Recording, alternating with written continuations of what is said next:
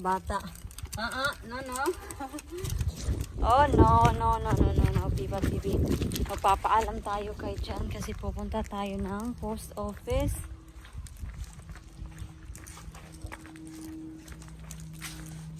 Hello? Honey? I'm just gonna go to post office. Okay. Bye-bye. Right. Bye-bye. It's raining. It's raining.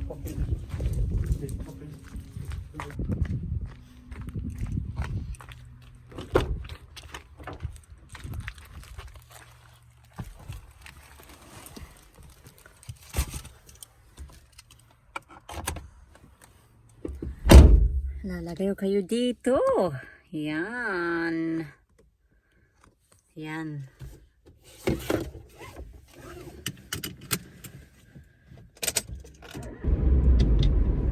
Aalis ako ngayon. Later. Mga 7 o'clock in the evening. May pupuntahan ako. Kaya I need to get ready in a good time.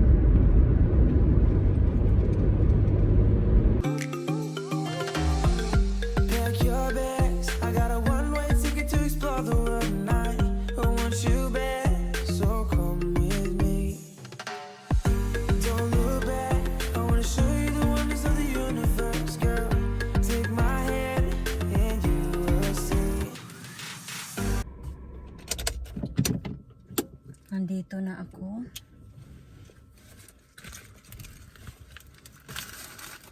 Right, I won't be long, okay?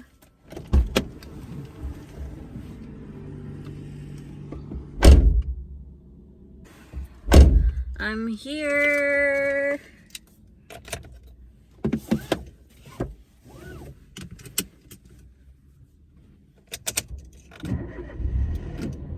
Right, uwi na tayo.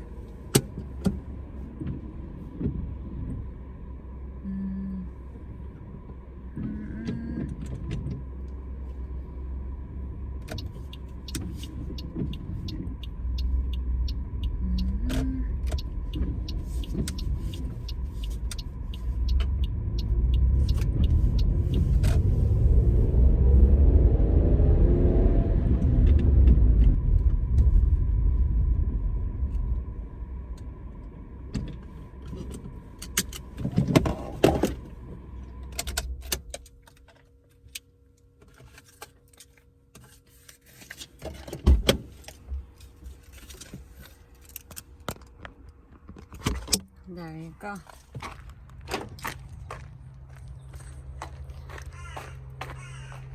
Itong crow na to, uy. Nakakatakot. So, mag-get ready ako. Kailangan ko i-plancha yung buhok ko kasi aalis ako ngayon kasama ng mga katrabaho ko. Night out, charot. Hindi naman siguro night out. Oy, depende yan sa kung ano yung definition ng night out nyo. Kasi for me, yung definition ng night out ko is kain lang sa pub kasama ng mga katrabaho ko. So, yung yung okasyon, yung manager namin, nag-step down siya to be our deputy manager. And yung deputy manager namin, siya yung bagong manager namin. So, yun. So, parang ano lang ba? Ano ba? Hindi naman siya leaving do kasi she's still working with us. Parang pasasalamat lang ba? Medyo basang pa man yung buko eh. Well, pwede na siguro yan. Ang disadvantage lang pag medyo damp yung buhok mo, pag ina-iron mo, ano talaga, umuusok talaga siya, umuusok. Hindi ako sure kung ilan kami. At may mga a-attend din na they used to work before in where I work. And then, naging kaibigan siya ng manager namin. So, yung iba, hindi ko sila na-meet. Or, first time ko silang mamimit. So, yun. Hindi ko talaga alam kung ilan kami ngayon. So, we have to be there at 7:15. So, kailangan natin mag-effort, no? Kasi, hindi natin alam kung sino ang doon.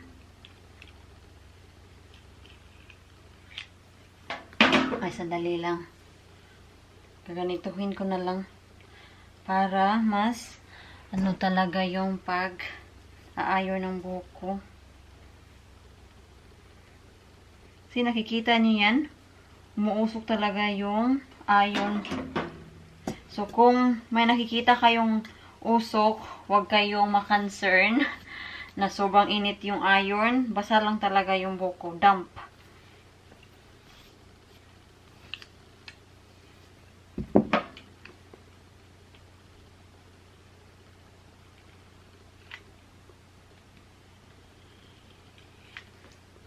So, ihahatid ako ni John. Hindi talaga ako sanay mag-drive paggabi.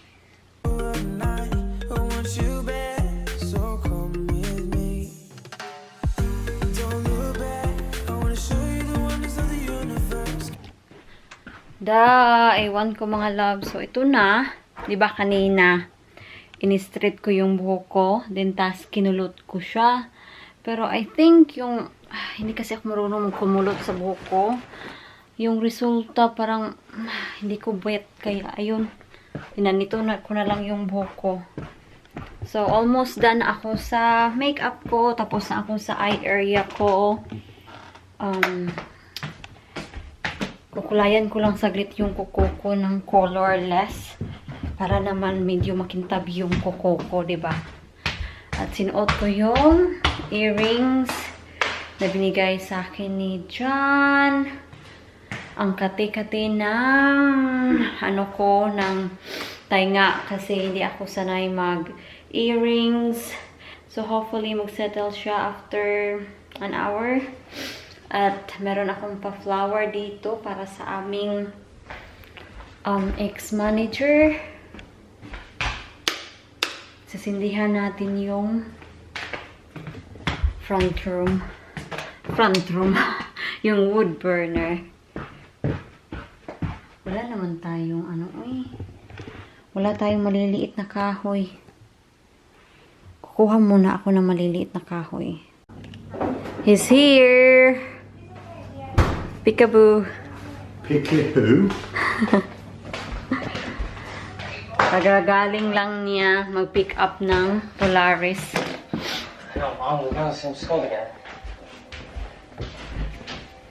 Nanonood ako ng Terror. Terror of Hallows Eve. So, ito na mga palangga. Nakabihis na ako. Ito yung suot ko. Nakita nyo na. Yan. I'm so excited ay. Every time na aalis ako kasama ng mga kaibigan ko, I feel like there's a butterfly in my stomach.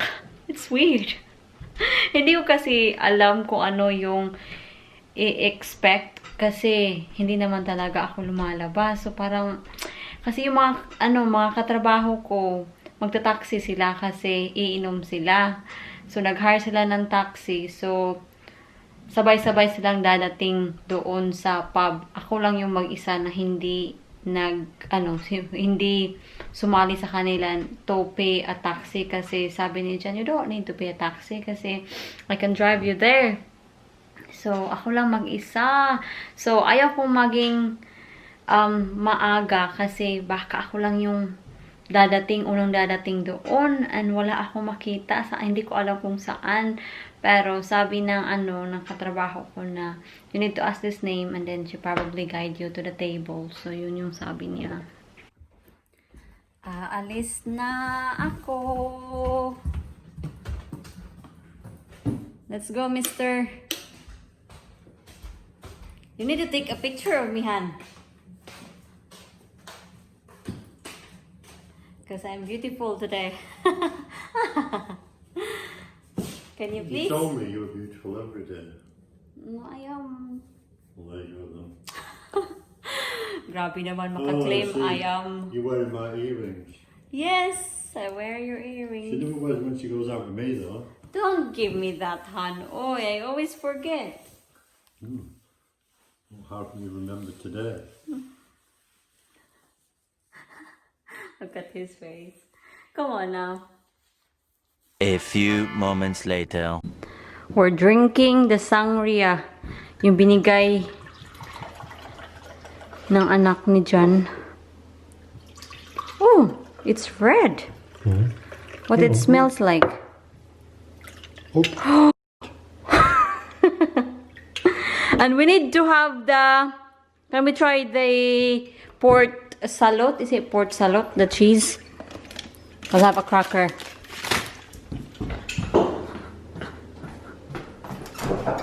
Ito yung pudding ko. Kasi, ito yung port salad, oh. Let's try this. I've had better. I don't know. It's weak. I don't know about it. So, we'll have Come on, hurry up. sangria, crackers, and port salad. When we hear this, we're wondering what is port salad. So when we went to Asda and we see this, we got it. So, first time namin to itatry. At ito yung magiging pudding ko for the night because when I went out, I don't have pudding. Ano lang ako, starter, main course, and wala na. Yun lang. Wow, it is. Smells. Like perfume. Smells like cheese. Just try a big plate. Whatever. Yeah. Just chuck them on there. Do you eat the yellow? Probably not. No. What it says in the instruction. Yeah. It doesn't say anything, sweetheart. No, probably not. No, do not eat. No, we're not eating this. Meron kasi siyang parang coat. Right, here it is. Do not eat the yellow stuff. How many do you want? Can you concentrate? How many do you want? I'm not sure about this. Oh, don't eat that bit. It's like a soft cheese. Well, it is a soft Right. cheese.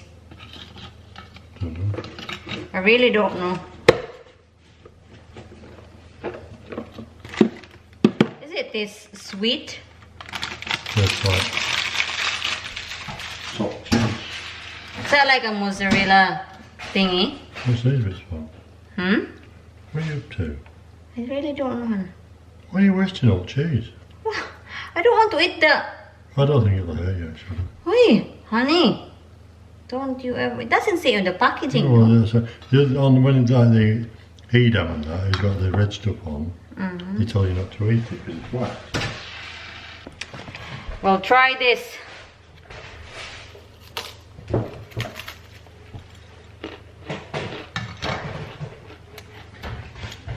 Yung cheese reminds me of mozzarella. Isn't it?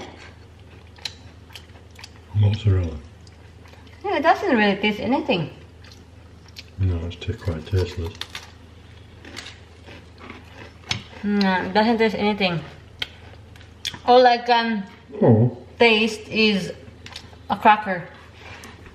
Can you taste anything? No, just it. But the thing is, we eat strong cheese now, no? You mean you do? I only eat cheddar.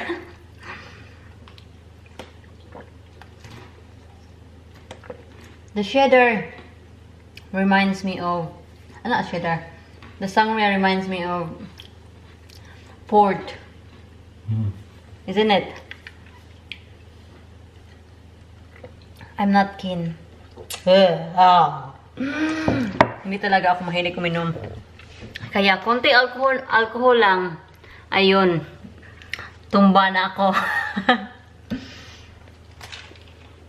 So anyway mga palangga, I think that's our vlog for today. So I'll say good night. Right. Good night, sir. The next day.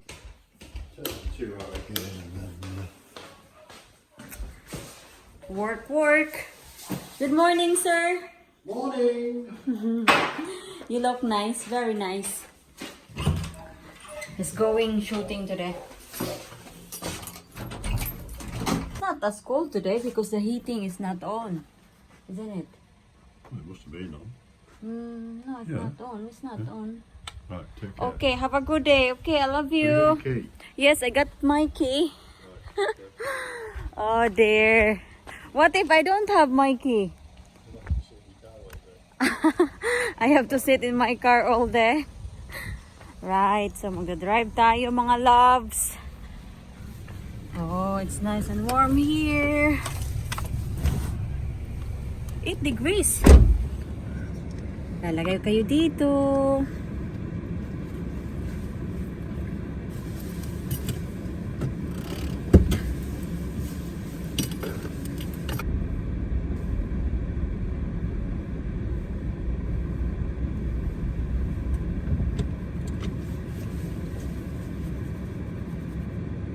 Bye!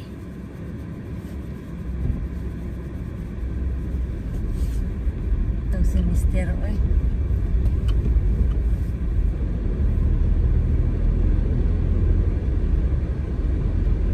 Hindi ko alam kung sino ang makakatrabaho ko ngayon.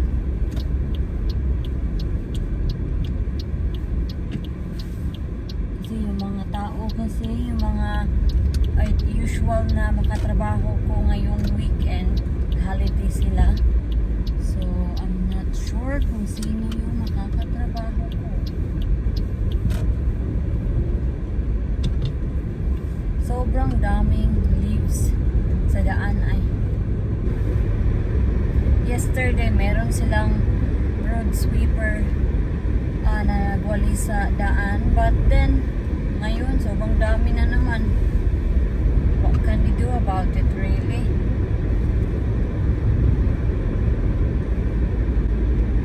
Yung mga leaves kasi, it can cause to be the road very slippery, lalo na pag frost.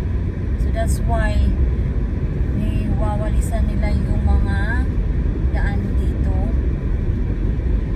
So sa mga tao palang nagtatanong, yung pinagtatrabahuan ko malapit lang, 10 minutes, mga 10 minutes driving lang siya, at wala ding masyadong traffic kasi countryside kami. So kaya hindi ako sanay mag-drive sa maraming traffic like motorway. Hindi ako sanay mag-drive sa motorway.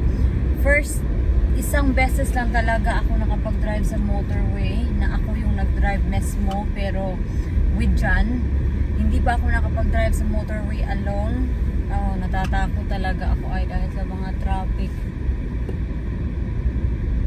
They said na ang motorway yung pinaka easy na i-drive, pero siya din ang pinaka dangerous na daan, or yung pinaka dangerous na i-drive mo kasi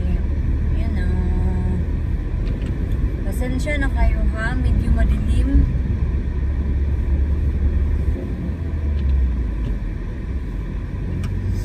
Lapit na ako.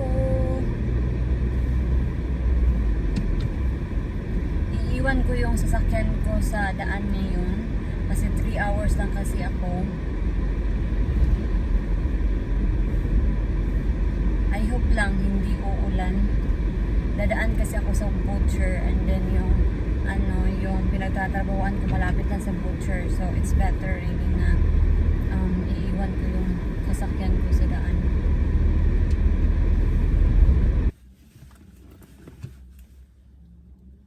Ay, nakalimutan ko yung hand cream ko. Kailangan na kasi ngayon mag hand cream kasi malamig na, at kung hindi ka nagha hand cream, nako, yung yung kamay mo, talaga, ano ba yung tawag? sobrang dry. Right, so maglalakad na tayo. See you later, sasakyan.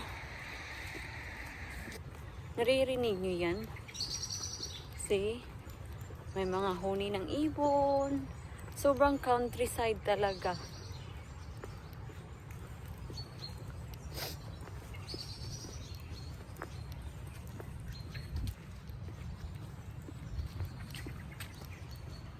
Itong road na to, dyan, private road yan.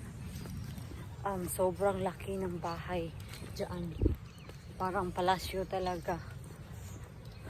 At yung dumadaan na sasakyan dito, nako, ang bubongga na mga sasakyan na dumadaan dyan. Yung mga Porsche. So, ano ba? Paano ba yun i-pronounce? Basta mga bubongga yung mga sasakyan na dumadaan dyan, mga loves. Dito, meron din ano dyan,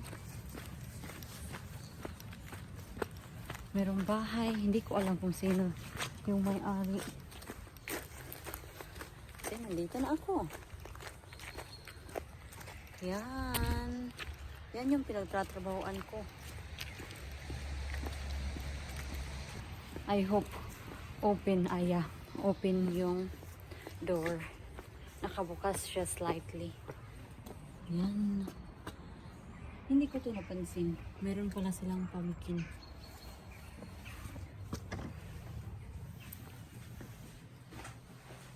What's the smell? Oh, the pumpkin. Yeah, I can smell the pumpkin. There's like a weird smell. Pumpkin pala.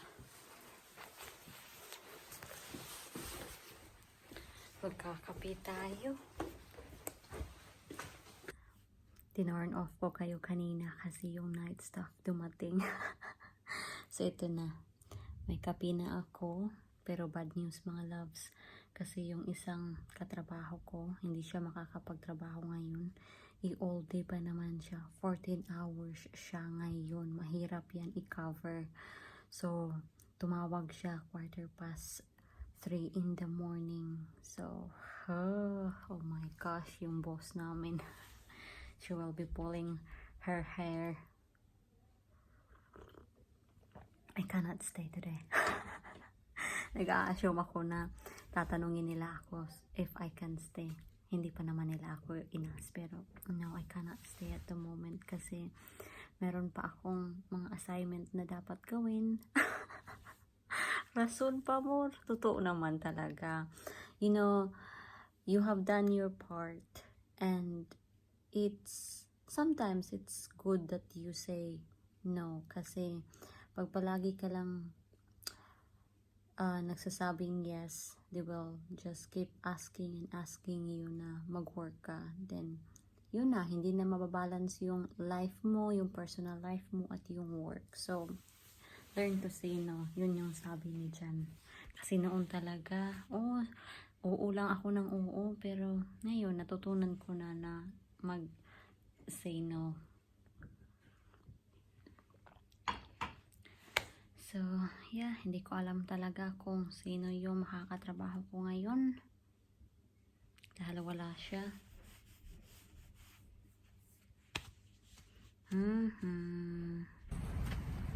I am done. Naglalakad na lang ako papunta sa butchers.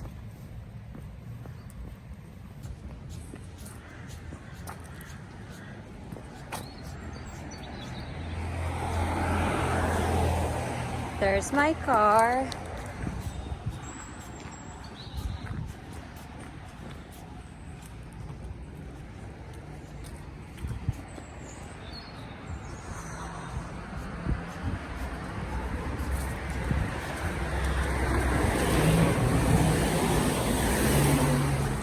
At yung butchers is nandoon, yung red. That's the butchers. Oh, I'm hot. Hindi na ako nag-vlog sa butchers kasi nahiya ako. Puro mga lalaki yung nasa butchers, which mostly naman talaga mga lalaki.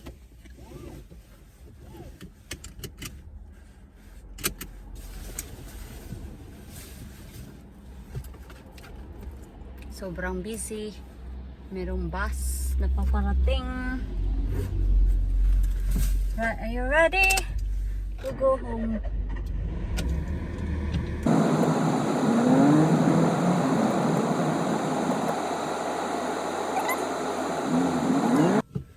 Right, we need to watch the rugby. Rugby talaga. Actually, nagsimula na yung rugby. 9 o'clock nagsimula yung rugby.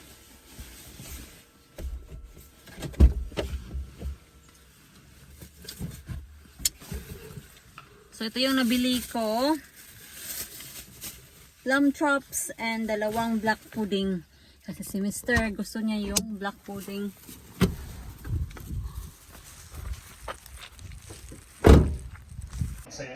Ito na. Yan. Ipa-fast forward natin. Mag-prepare tayo sa ating tea. Yung oras dito is 2:45 in the afternoon. So, for tea tonight, nakita nyo naman na bumili ako ng lamb chops. So, that's what we're having tonight. Lamb chops, roast potato, then veggies.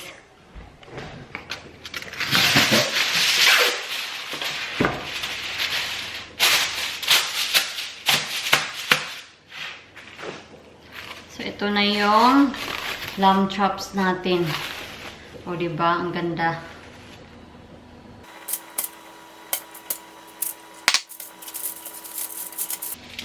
So, lalagyan ko lang siya ng seasoning. So, yung seasoning, salt, rosemary, and maglalagay din ako ng 3 cloves of garlic. And i-sprayhan natin siya ng ito, rapeseed oil.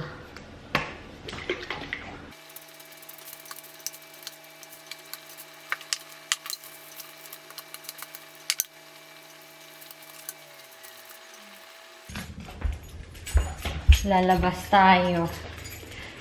Meron pala tayong fresh rosemary. So, pupunta tayo sa greenhouse. Mas masarap kasi pag ano talaga, fresh herbs yung gagamitin natin. You can smell the wood burner.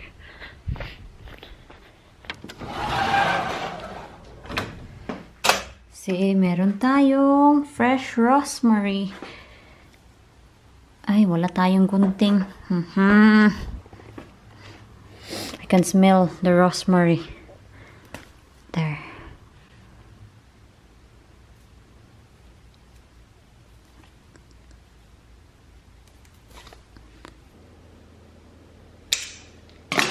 Yan. At yung natira, ilalagay natin to sa potato.